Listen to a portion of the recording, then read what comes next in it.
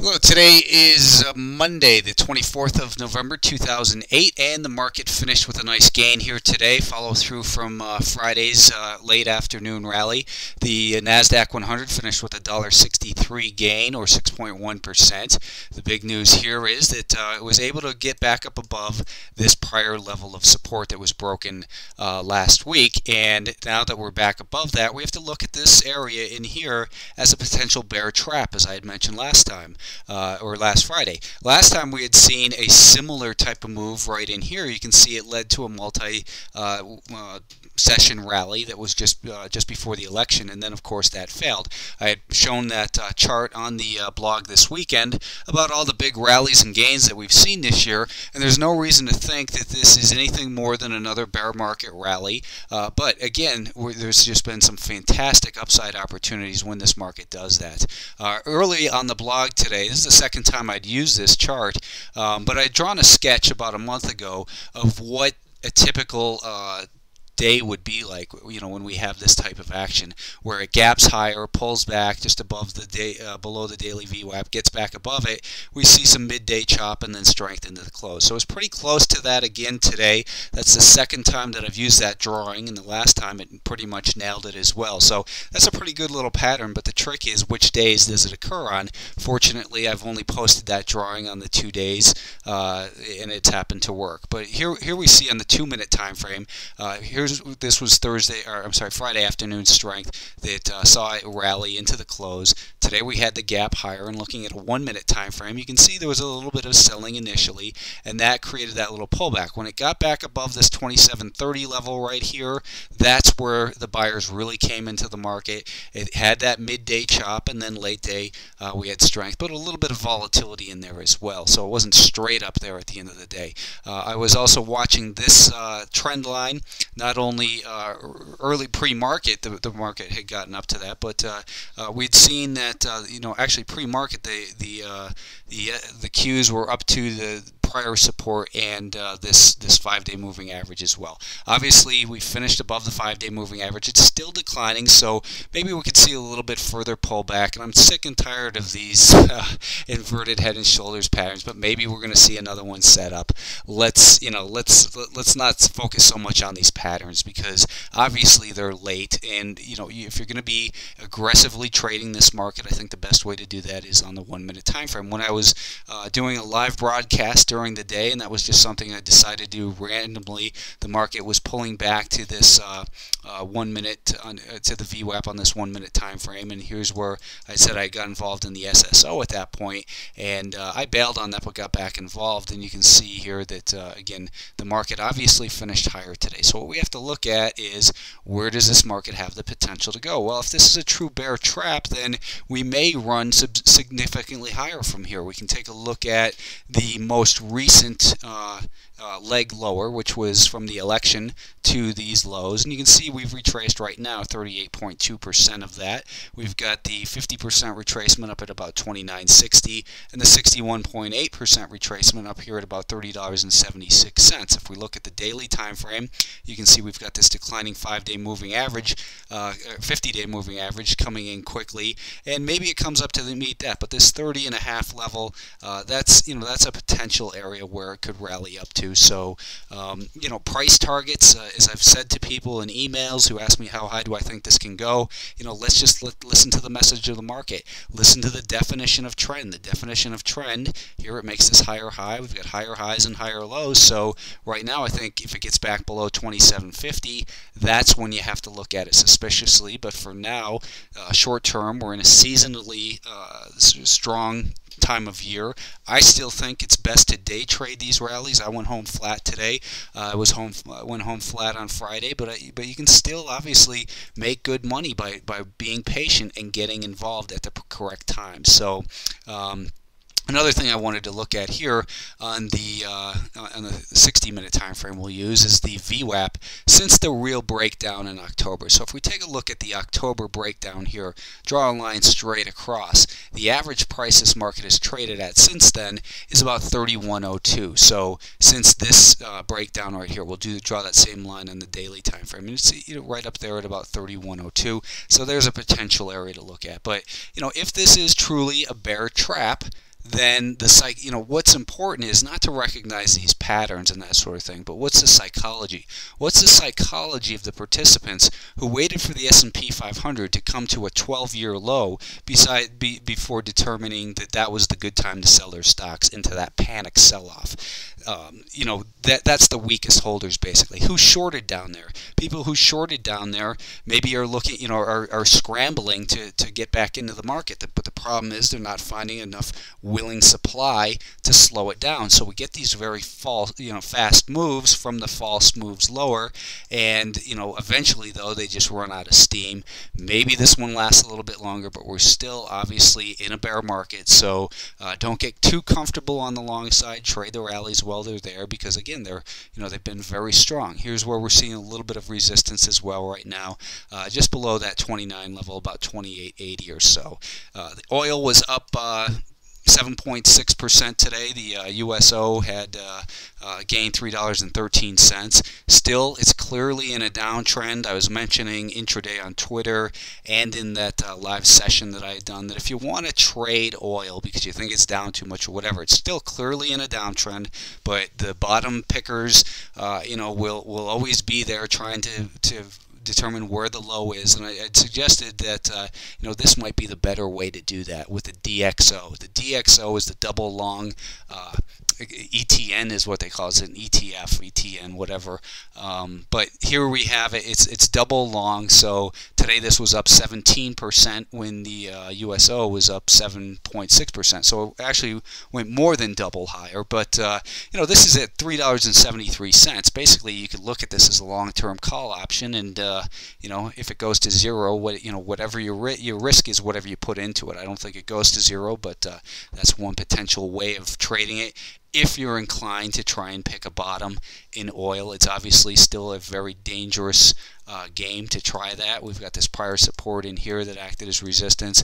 The 5-day moving average is flattening out a bit, so maybe we get a pullback down towards 43, and then it begins to rally. So keep an eye on that and look at the relationship with DXO.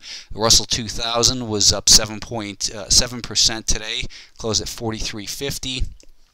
This market also was, well, not really. It wasn't able to recapture these lows right in here. You're also going to notice in here, I forgot to mention it on the NASDAQ, is volume is trailing off in here. Only price pays, but the lighter volume in here says it's reason for concern, and obviously any rally is reason for concern in a downtrend anyways, but the diminished volume might be more of a holiday thing as well. Again, only price pays, but here on the Russell 2000, we had seen on the 30-minute time frame, we see this trend line still intact, so we're still, there's a potential level that this market may find some resistance up to these prior lows right in here. If we look at Fibonacci off of this high, which was the election high, basically is what I'll call it, 38.2% is what we retraced so far.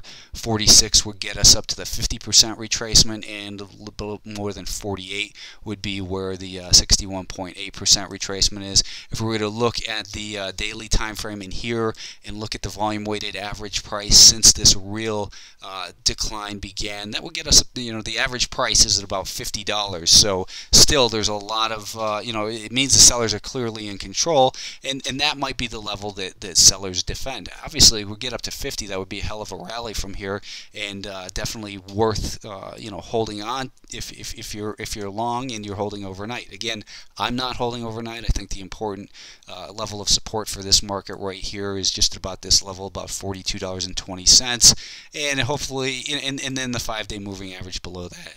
This thing hopefully will start to flatten out, the 5-day moving average, that is. Maybe we get a pullback towards it, and then we can see continued upside. Semiconductors were up $1.20 or 7.8%. This market, let's take a look here, still below these significant lows here on the daily and of course the weekly time frame. So still not convincing yet. It's first day of a holiday shortened week too, so the weekly volume is going to look bad on all these charts because of the holiday shortened week. So we've got to keep that in mind. But on a daily basis, we still we saw volume trail off once again. It's encouraging that this market finished right up at the highs of the day. It's above the 5-day moving average. When we look at this trend line, It's broken this trend line. Trend line breaks don't mean a reversal. They mean the rate of descent has slowed.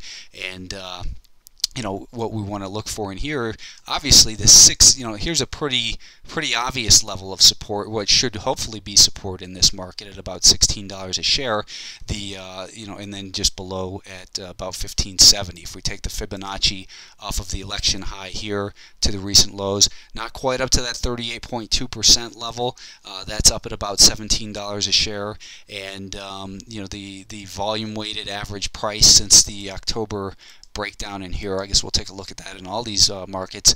If we take a look at that October level, right there at about $19.27.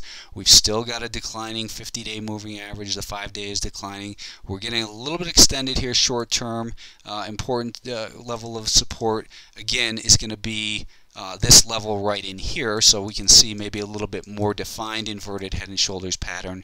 The height of that would indicate an upside target, which is about $1.50 from, let's just call it 16.25. So that would indicate $17 and what is $1.50? $17.75. So if it was to get to $17.75, that would also be coincident with the 50% level retracement. But again, we're in a downtrend. We're getting diminished volume. Risks remain high, but we're seeing some encouraging signs. And obviously, these are great rallies to trade. The important support that was broken in the financials remains, still 12. It's up at 12.5. Still a significant percentage higher. Volumes trailing off again in here. It's not the relationship of volume to the 20-day moving average necessarily or something like that, but relative to the event. The event is the market broke down on heavy volume. Now we're seeing a little bit of the volumes trailing off just a little bit. But again, only price pays. You can't short into this because except for a quick trade, I don't think it makes sense to short into it. Not yet, until we see things such as the daily VWAP, the 2-day VWAP, the 3-day, etc. When we see that start to decline and it takes out support, which right now looks like an important level is down about 10.5. Let's call it 10.5 to 10.75. This level should act as support on a pullback if we get a low volume pullback into there. If that fails to hold at 10.5, then perhaps this rally attempt fails. Obviously, the financials are deeply oversold. They were down 67% as of Friday, and we're starting to see a little bit of a bounce in here. Nothing to get excited about, but they make for some great intraday trades. The SPY was up 7.1%. It gained $5.70. This market impressively made it above these, what people were calling this triple bottom, and you can't call it a triple bottom, and then it fails. You have to wait for, it's more of a level of support. The support was broken. We trapped shorts in here. We trapped long players who, again, waited for this market to hit a 12-year low. So, selling at this level, you gotta wonder who was left to sell their long positions in there. But obviously, there was some people in there. We probably got some new short sellers in there as well. They're trapped. So if we take a look at the volume-weighted average price since the October breakdown on this gap, the average price was right here at about $91.30. Looking at a 30-minute time frame, we're going to take this little peek here. That's not what I wanted to do. I want to get a regular trend line, so we're going to take this little peak here and draw it off there. You can see we did get above that downtrend line, so that's an important psychological factor. Best support maybe down here near about 81, 82. That's still pretty deep, though. That would be a deep pullback if we were to see that. Hopefully you won't see it pull back that much, in other words.